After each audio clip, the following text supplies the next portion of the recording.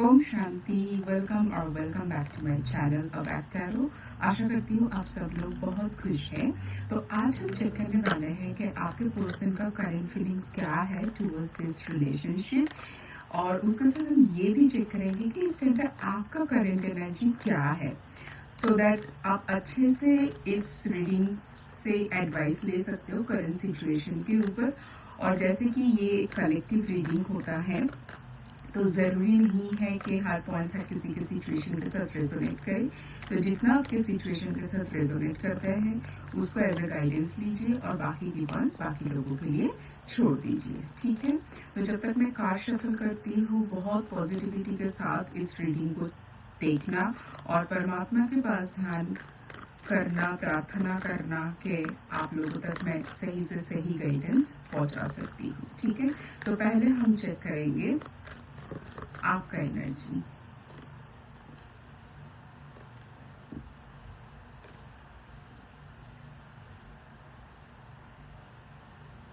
ठीक है, आप देखते हैं क्या है आपके पार्टनर की एनर्जी टुवर्ड्स दिस रिलेशनशिप।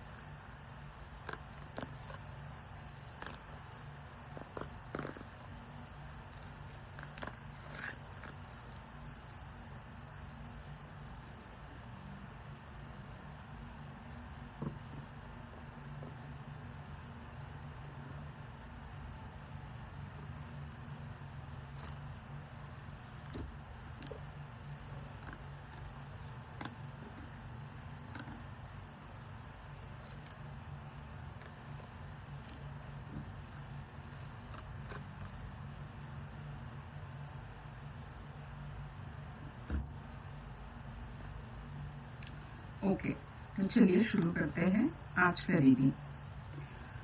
तो मुझे इस टाइम पे जो लग रहा है पहले मैं आपका बता देती हूँ।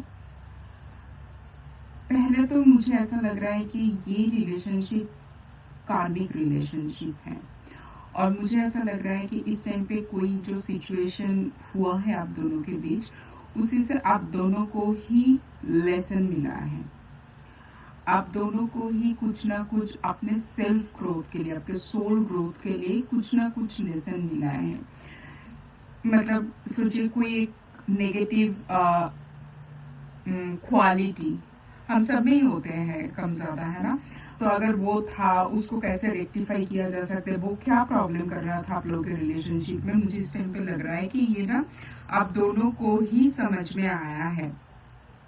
और मुझे इस टाइम पे ऐसा लग रहा है कि आपको लग रहा है कि इस रिलेशनशिप में कुछ ऐसा स्टेज है या कुछ ऐसा कंडीशंस है जो आपके लिए इस टाइम पे उसके साथ अग्री करना मुश्किल है।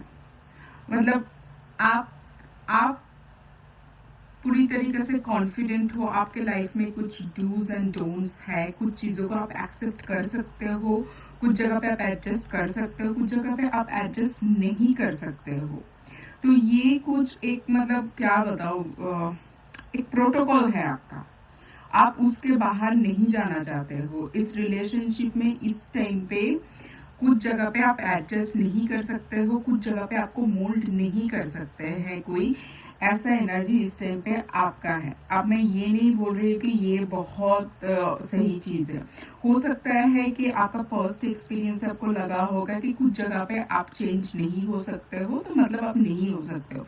अभी अच्छा भी हो सकता है, खराब भी हो सकता है। अगर कोई आपको मैनिपुलेट करने की कोशिश कर रहा है, कोई आपको मिसयूज करने की कोशिश कर रहा है, कोई आपको अब्यूज करने की कोशिश कर रहा है, अगर वो आपको समझ में आ गया और वहां पर आपने एक हेल्दी बाउंड्री क्रिएट कर दिया, तो वो बहुत ही सही डिसीजन है, एकदम परफेक्ट है।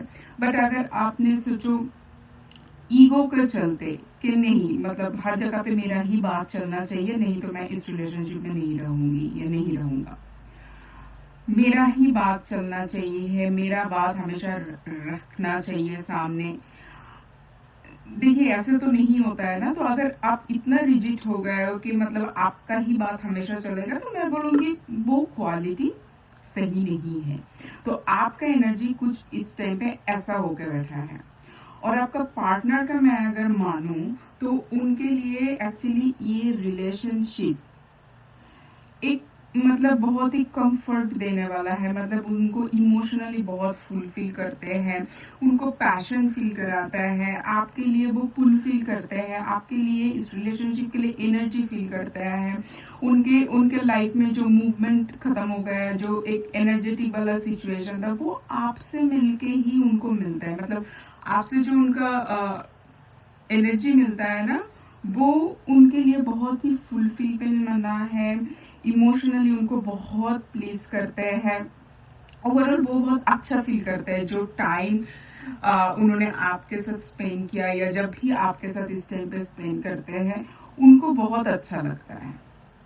तो अगर उनका बात बोलूँ, तो वो ये रिलेशनशिप को किसी भी हालत में चाहते हैं, उनको ये रिलेशनशिप चाहिए, वो आना चाहते हैं आपके पास कमिटमेंट्स लेके, वो चाहते हैं कि आपको जीतना, मतलब आपके मन को जीतना, इस रिलेशनशिप में उनका मतलब होल्ड बना रहे, इस रिलेशनशिप में ग्रोथ आए, ये वो सब कुछ चाहते हैं, ठीक है। बट वो मतलब वो चाहते हैं, और उनको चाहिए कि मतलब आप भी इन सब चीजों से मान जाओ, आप भी इस रिलेशनशिप की ग्रोथ के लिए काम करो, ठीक है। तो मतलब आप थोड़ा सा रिजिड होके बैठे हो इस टाइम पे। अगर आपका कुछ कंडीशंस नहीं माना जाता है, तो शायद आप इस टाइम पे कंटिन्यू करने के लिए रेडी नहीं हो, और आपके पर्सन को किसी भी तरह से मतलब सिचुएशन के ऊपर जीत पाना है उनको। उनको आपको खोना नहीं है, इस रिलेशनशिप को खोना नहीं है, क्योंकि आपका एनर्जी, आपका आपके साथ उनका रहना, आपके साथ उनका मेमोरी उनको बहुत एक फुलफिलमेंट देता है, ठीक है। तो चलिए अब चेक करते हैं डिवाइन क्या बताना चाहता है इस रिलेशनशिप को लेके।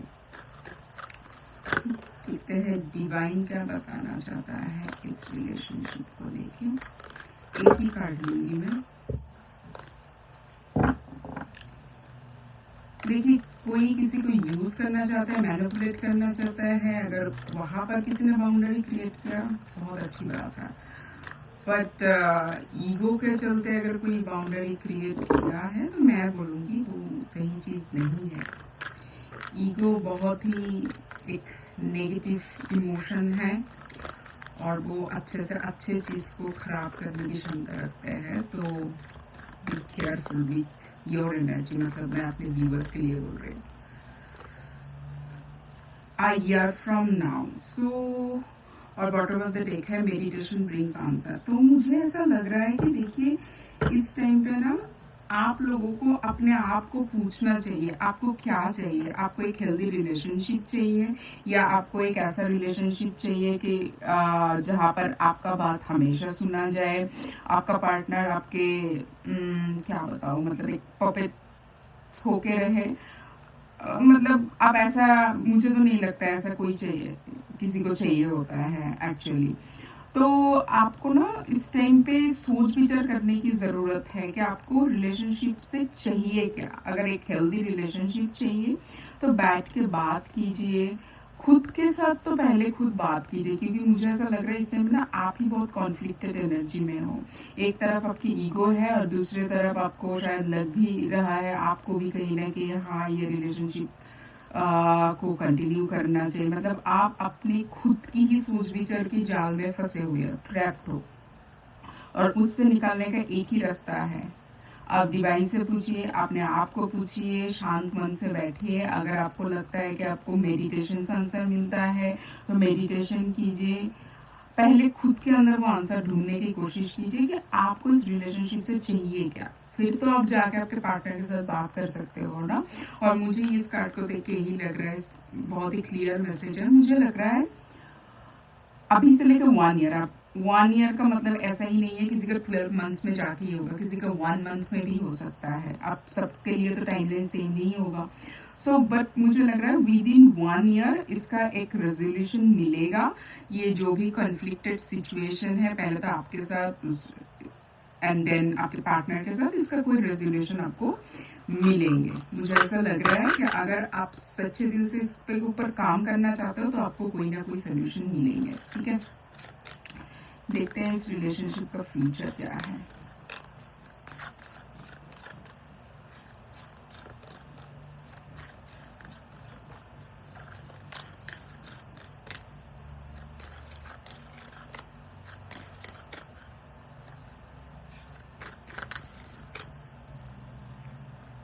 क्या है इस रिलेशनशिप का फ्यूचर?